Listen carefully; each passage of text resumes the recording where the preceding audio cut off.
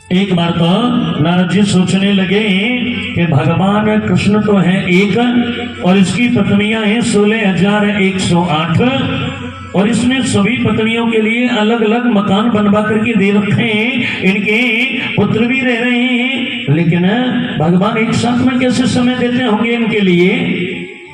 अब नारद जी महाराज इस मकान में गए, देखा कृष्ण है, उनकी पत्नियां हैं। इस मकान में गए, देखा कृष्ण बैठे, उनकी पत्नियां हैं। नारद जी ने कई रूप धारण कर लिए और एक साथ है जिस भी मकान में प्रवेश करें नारद जी को वहीं पर भगवान कृष्ण, उनके बच्चे और उनकी पत्नियां ही बैठे हुए मिले।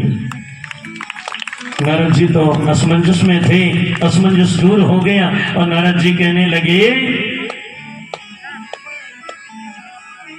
प्रभु आपकी बड़ी विचित्र लीला है। और सज्जनों, भगवान के परिवार में 100 प्रकार का आनंद है, शांति ही शांति है। और भगवान की जितनी भी पत्नियां हैं ना, सब शांतमय वातावरण में रहती हैं, अपने परिवार का पालन पोषण करती हैं और भगवान की सेवा भी करती रहती हैं और परिवार को भी संभालती रहती हैं। परिवार को अवश्य संभालना चाहिए।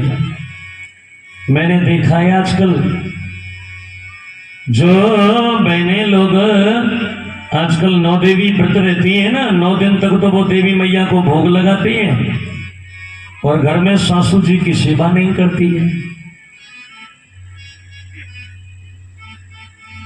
सासू और ससुर तो रोटी मांग रहे हैं, बोले कठे जा रही है, बोले अरे भोजन घाल जा, अरे बोले मैं भी आऊं हूं, देवी माँ को भोग लगाया हूं, पूजा कर रहा हूं। काय की आपकी सेवा है? सबसे पहले अपने माँ बाप की सेवा करो, अपने सासू ससुर की सेवा करो, अपने परिवार का पालन पोषण करो। सबसे बड़ा यही धर्म होता है, यही भक्ति होती है।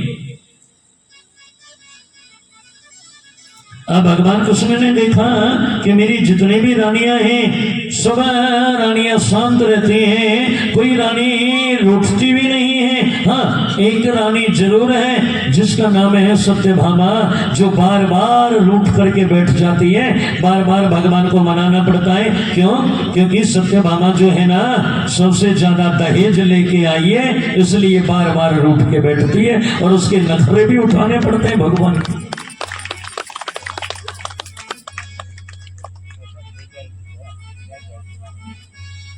लेकिन सभी रानियां रूठती हैं, पर एक रानी जो है भगवान ने कभी उसको रूठते हुए नहीं देखा है। संतरी से लेके मंत्री तक और मंत्री से लेके महामंत्री तक सब लोग यही कहते हैं, हे भगवान कुछ और मिले या न मिले, लेकिन हमें 7 जन्म जन्म जन्म रुक्मिणी महारानी जैसी महारानी जरूर देना। सबका ख्याल रखती है।